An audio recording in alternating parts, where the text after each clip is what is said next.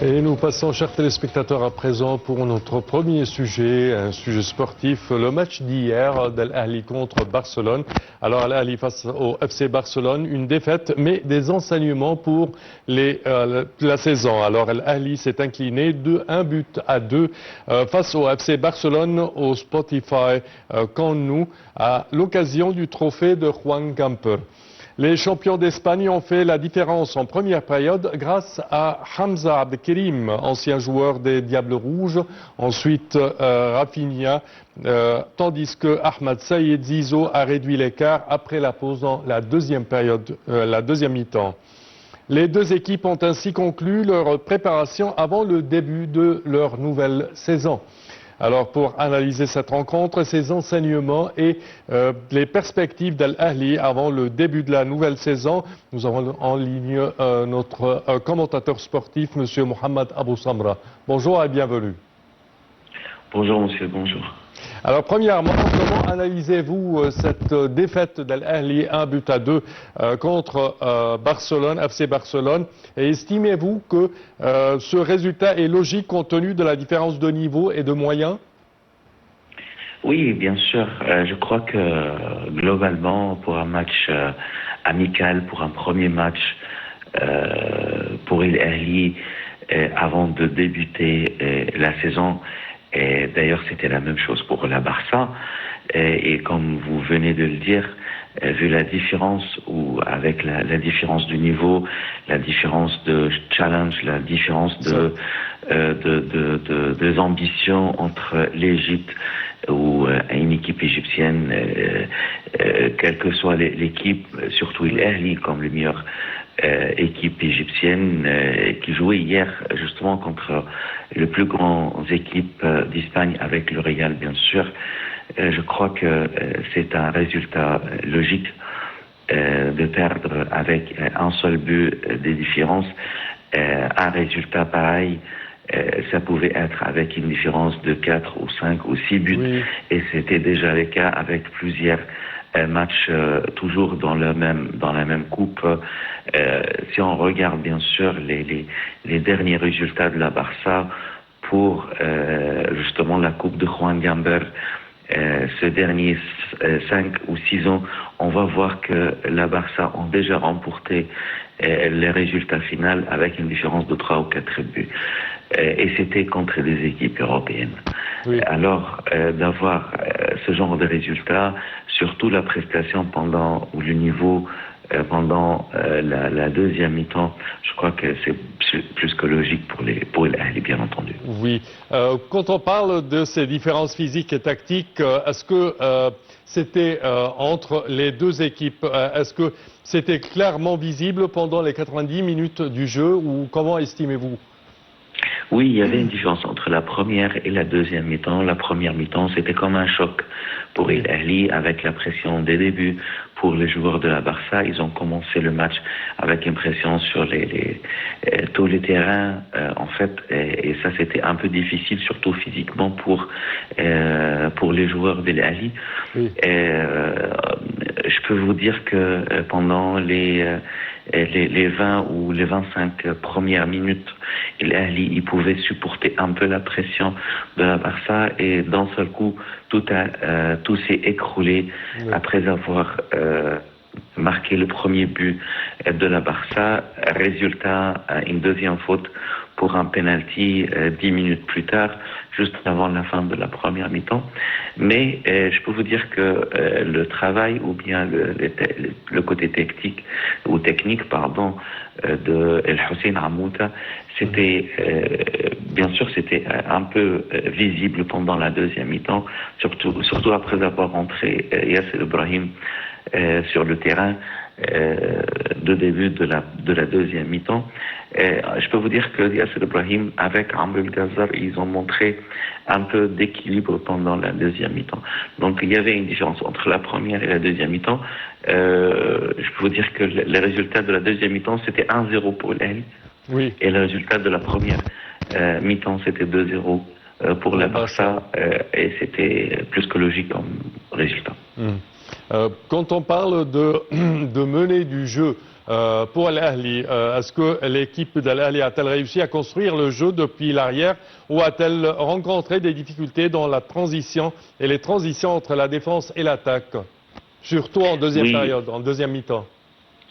oui, comme vous venez de le dire, c'est un côté technique très important de mener les jeux, surtout avec avec l'absence de Imam Achour. Oui. C'est le seul joueur, je peux vous dire que actuellement c'est le seul joueur égyptien qui s'est justement relié entre la défense et le côté offensif de l'équipe nationale et de l'Ahli.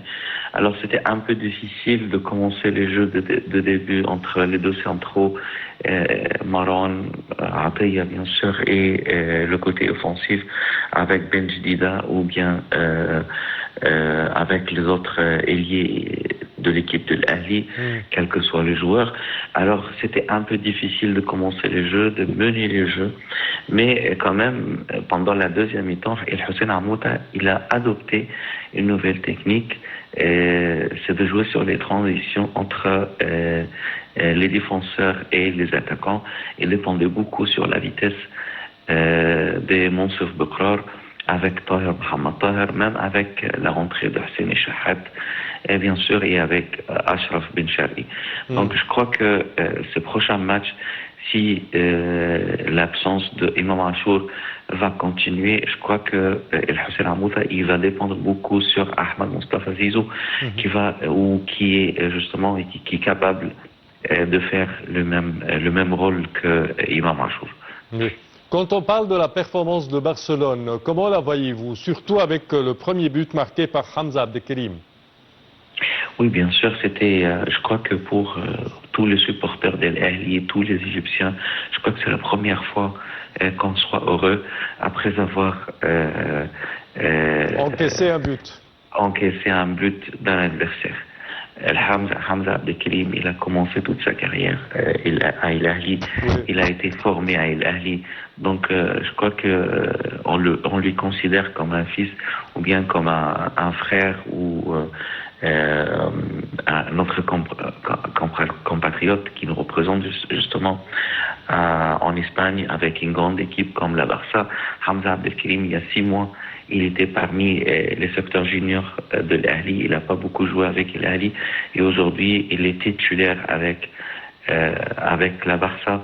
Donc, c'était quelque chose de très important pour nous de le voir jouer 60 ou 65 minutes, de pouvoir marquer un but contre l'Ahli, sa façon de célébrer, après avoir marqué ce but, c'était bien sûr c'était respectable par tout le monde et c'était bien apprécié par les Égyptiens et ça montrait aussi comment ce garçon, il était bien élevé, il était bien formé chez l'Ahli, il a bien respecté le fait qu'il a fait presque la moitié de sa vie à El Ahli, c'est pour ça qu'il a refusé complètement de célébrer après le match.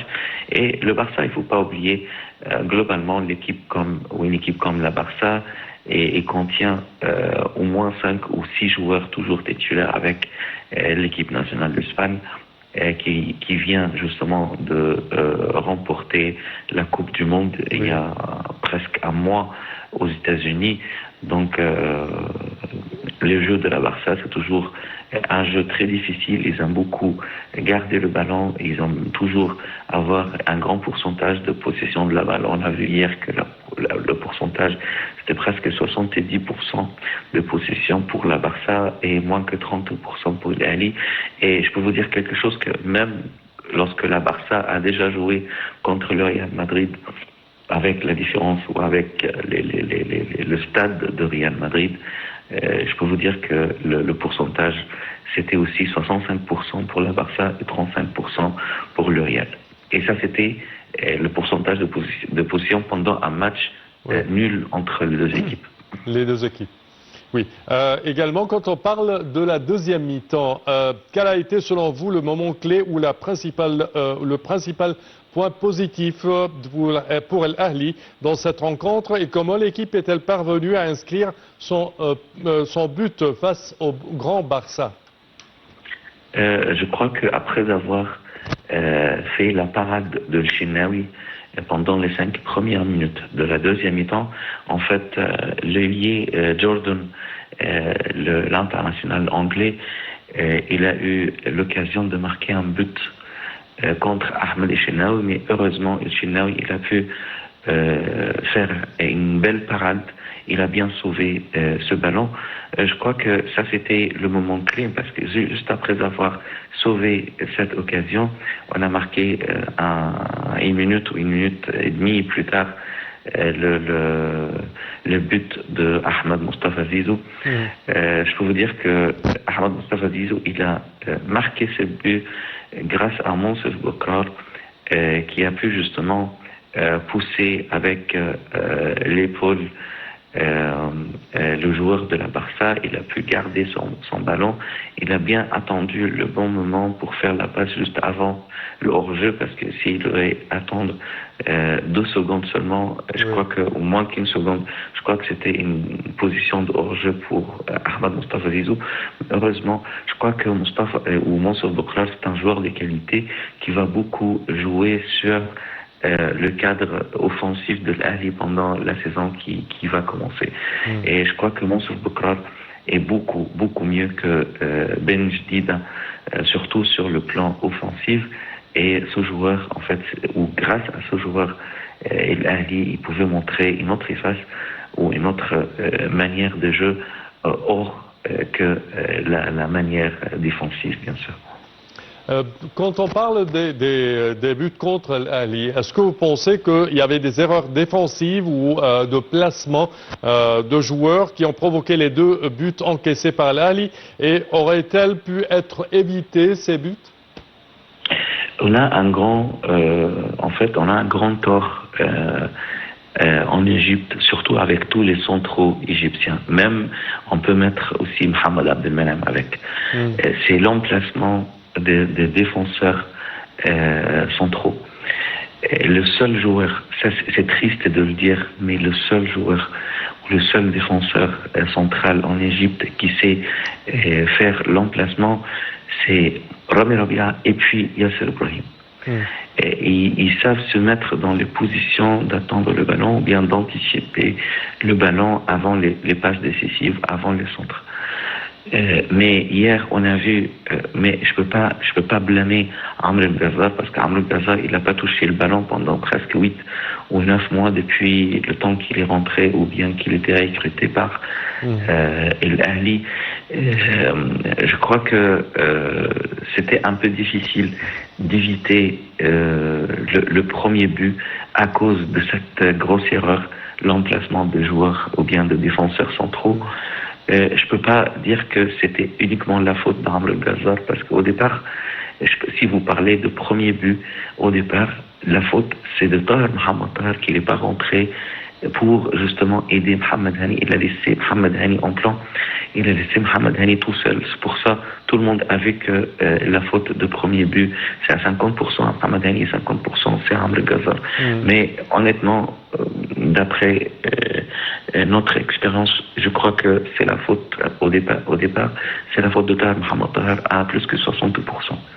Et le deuxième but, c'est toujours une erreur répétée par nos défenseurs, c'est de ne pas anticiper le mouvement des autres joueurs. Il y a certains joueurs, certains internationaux, certains joueurs d'expérience qui se mettent justement d'une manière devant les défenseurs pour justement le pousser ou bien le laisser, le jeter ou bien le toucher devant l'arbitre. Hier, j'ai pas trop compris le fait que le match avait la lettre ou le VAR ou pas. Eh bien, je crois que les joueurs ou bien les défenseurs de l'Ahli, ils ont commis une grosse erreur de ne pas anticiper le mouvement des autres joueurs. C'était la même chose pendant le deuxième penalty sifflé contre l'Ahli, le penalty qui était commis par Ahmed Aïd après avoir fait le remplacement entre Mohamed Aïd et Mohamed Hani. Ahmed Aïd, c'est un grand joueur et tout, mais il n'a pas beaucoup d'expérience. Il n'a pas vu que Jordan, il cherche toujours un penalty. Il fallait le laisser parce que justement Jordan, il était en face en face, il avait en fait sa direction, c'est vers le corner, pas vers le but de Mohamed Chnaoui. Donc il fallait le laisser avec le ballon, il ne fallait pas le toucher. Oui. Heureusement, Mohamed Chnaoui, il a pu sauver après une belle parade le deuxième penalty, pas comme le premier penalty qui était marqué par Rafinha contre Mostafa Choubir. Il y a aussi un côté très important qu'on a gagné hier, c'est le retour de Mohamed Chnaoui avec Mostafa Choubir. Je peux vous dire que l'Ahli, ils ont maintenant les meilleurs deux gardiens en Afrique, mais je crois que Mostafa Choubir, il sera toujours le titulaire et Mohamed Chnaoui, il sera toujours là pour aider son coéquipier. Certainement. Quand on parle de la prestation des nouvelles recrues d'Al-Ahli et des jeunes joueurs lors de cette confrontation, comment l'estimez-vous? Je crois que Omar El-Saï, par exemple, parce qu'Omar El-Saï, oui, il était prêté à El Masri pendant la dernière saison, oui. Mais le retour d'Omar El-Saï, il n'était pas trop convaincante pour nous.